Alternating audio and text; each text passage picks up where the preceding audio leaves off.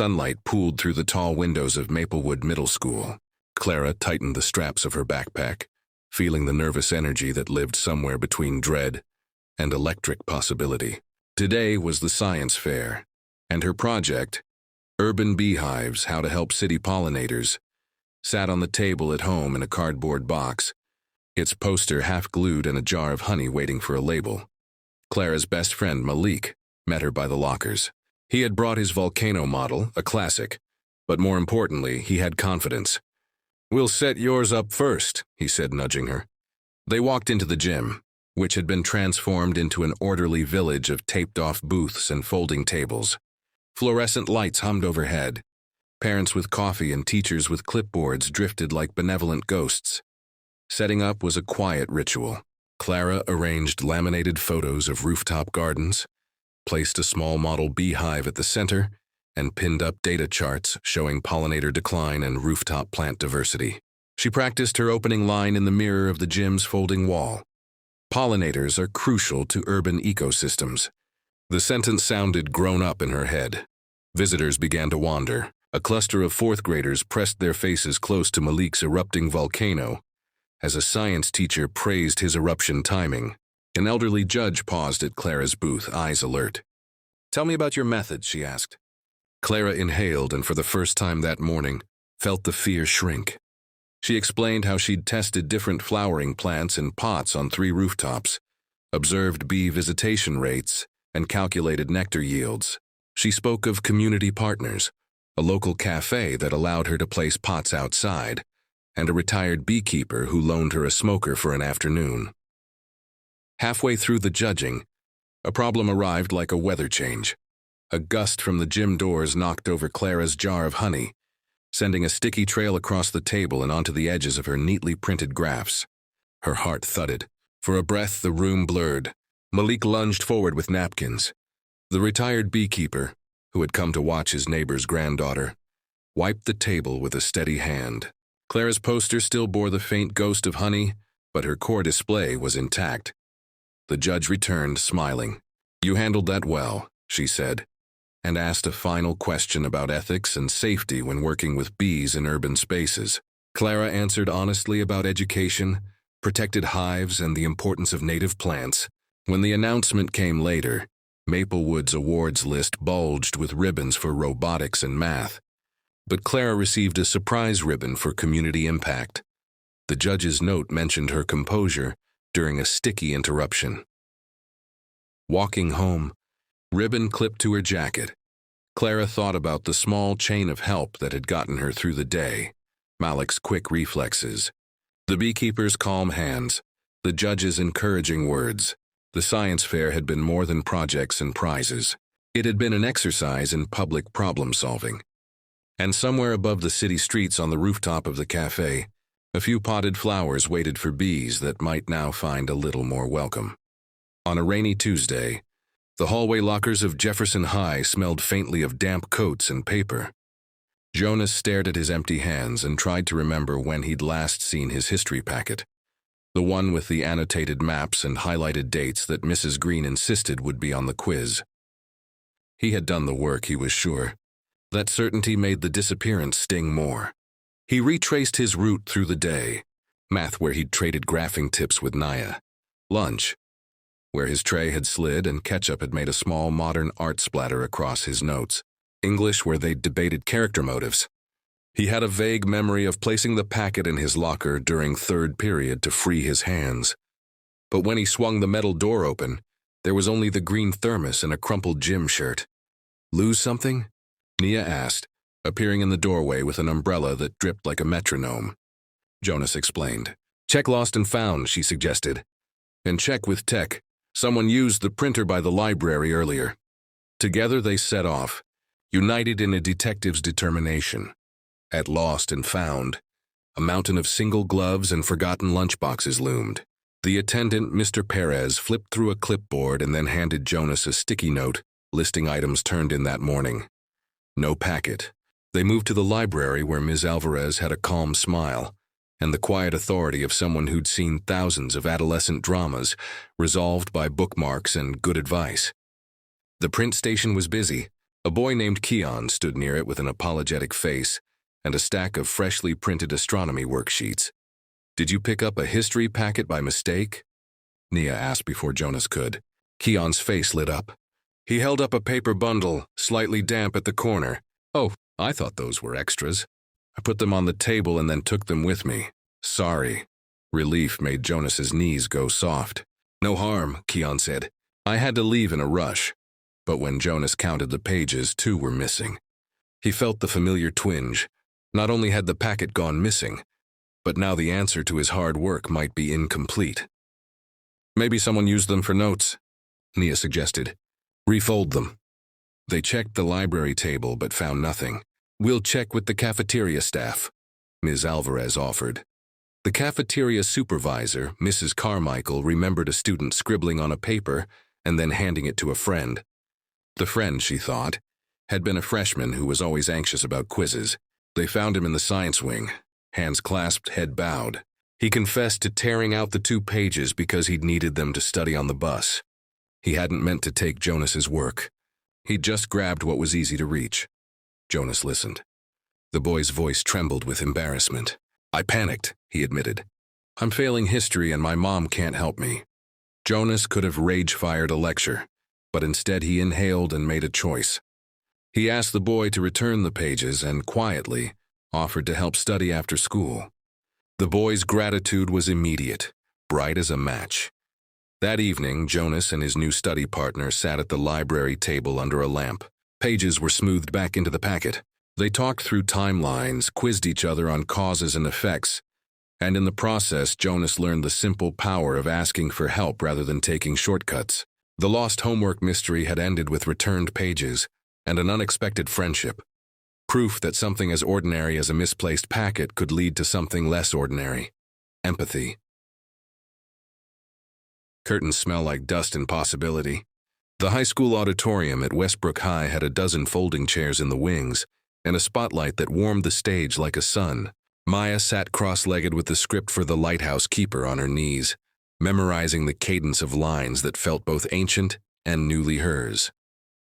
This was her first lead role, and the nerves had been present since casting day. They had calmed into a respectful hum. Rehearsal was a machine of repetition. Ms. Rivera, the drama teacher, moved like a conductor saying, "Again," from the top, while the cast leapt into gestures and dialogue that, at first, sounded awkward and then magically like truth. Maya's scene with Jonah, the lighthouse keeper's estranged son, required a quiet honesty. They practiced small movements, a hand over a table, a pause before a confession. The stage director emphasized breath control and listening. "Acting is reacting," she would remind them. Outside, autumn fingered through the trees. Inside, a minor catastrophe unfolded.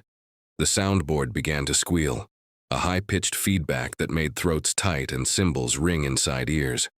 The tech crew hustled, tools clinking. Jonah, who played Maya's son, had to leave early that night to catch a bus. His single-parent family relied on his after-school job, and rehearsals sometimes lost to shift schedules. Maya's first instinct was panic. How could they rehearse the emotional core without Jonah? Ms. Rivera improvised.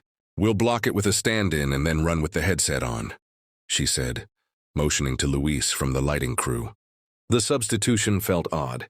Maya missed the improvisational spark that came from acting with the real partner. But then she discovered something. The absence sharpened her focus. With the emptiness of the other side of the stage, her monologues found more intimacy. The lights seemed to listen. Over the next week, scheduling became a puzzle. The director adjusted scenes, tech members swapped shifts, and Jonah worked to save enough for bus fare and a small winter coat. The community around the production rearranged itself like a crop circle of care. Students lent costumes.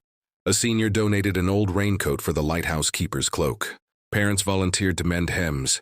The school janitor, who had always watched rehearsals with a reserved fondness, brought in an antique lantern that became the play's prop.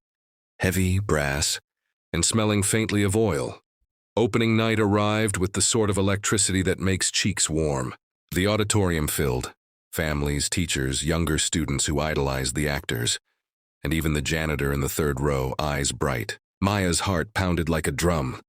But when the lights rose and she saw Jonah on stage, the fear transformed into a focused energy. They shared the scene, and the audience felt the honesty. Penultimate lines landed. An audience member wept softly. When the curtain fell, applause washed over the cast, long and generous. Afterward, the cast gathered in the green room, cheeks flushed and voices loud. Jonah held a paper cup of hot chocolate and grinned, tired but triumphant. Maya looked around at the small clan they had become, a crew that adapted when things broke, made room when schedules collided, and fished magic out of mundane objects. Theater, she realized, wasn't just performance. It was a practice in showing up for one another. Evan had been the math team's secret weapon since freshman year, quiet, precise, and shockingly calm under pressure.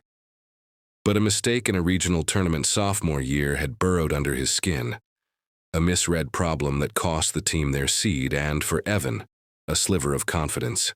He avoided the spotlight afterward, solving problems alone in the library's back corner, while the newer members practiced buzzer drills. When tryouts approached for the national qualifying round, the team needed him. Their captain, Leah, sent a message. "We're better with you. Come to practice." Evan hesitated and then went. The first practice felt like returning to a familiar room after an argument. Conversation resumed with a whisper of awkwardness. The coach, Mr. Patel, played old contest problems and watched the students trade strategies. He didn't pressure Evan to be the star. He asked him instead to coach a pair of freshmen on proof strategies. Teaching changed something. Explaining a combinatorics trick to kids who gaped with admiration forced Evan to articulate implicit intuition, the kind of reasoning that had always felt instinctive before the misread. The act of explanation revealed flaws he hadn't realized and, oddly, repaired his relationship with math. The freshman's eyes brightened when the trick clicked. Evan felt a warmth that wasn't performance but connection. Practice sharpened into ritual. The team met twice a week, solving contest packets taped with coffee rings and annotated with highlighter. Leah ran buzzer rounds while Mr. Patel timed problem sets with the solemnity of a referee. Evan gradually volunteered for more problems, starting with the ones he could parse and moving to those that required creative leaps. Each correct answer stitched another small patch on his confidence. 2 weeks before regionals, the coach announced a mock tournament. The gym buzzed with other schools, and Evan felt the old treacherous knot in his stomach. When the tricky geometry problem arrived in the finals, memory and training tangled. He read carefully this time, sentence by sentence, and then heard Leah's voice in his head. Slow down, parse it.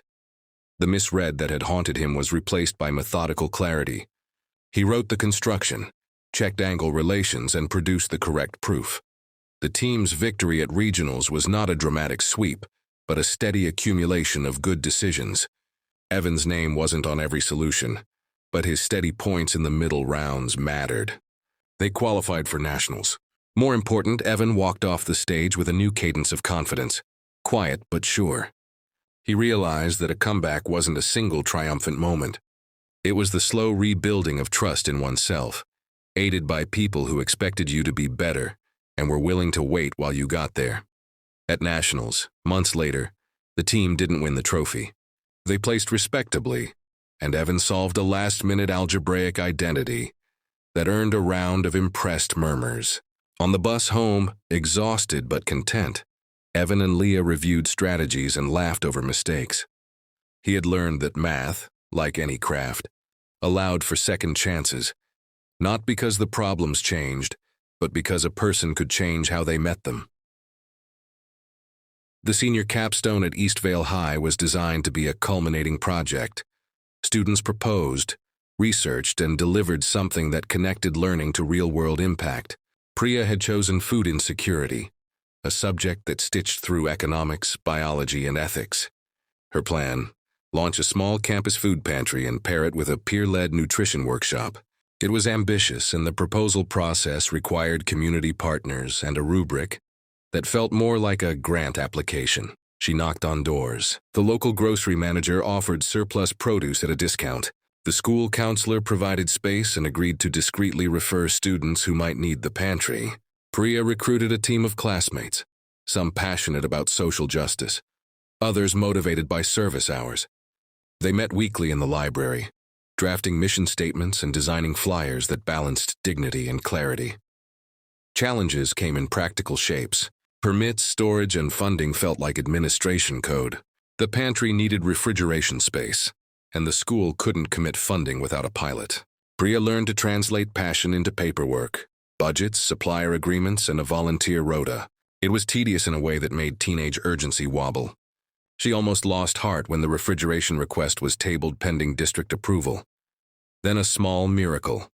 The science department had an extra mini-fridge retired from a lab upgrade. Mr. Chow offered it and, better, he trusted Priya to follow safety guidelines. With the fridge secured, a modest grant from the PTA, and a rotating roster of student volunteers, the pilot launched in late April. Discreet signage and a respectful intake form kept the pantry from feeling like charity and more like an accessible resource. The first week was slow. Priya wondered whether they'd misjudged the need. But then a sophomore appeared after school, clutching a wad of crumpled cash and a sheepish smile. "I just needed some milk," he said. The volunteer smiled back and handed him a carton along with a flyer for the upcoming nutrition workshop. Word spread quietly and respectfully. Teachers began dropping off unopened boxes from classroom celebrations. A lunchroom supply of extra granola bars found a home. Priya arranged the workshop to be interactive.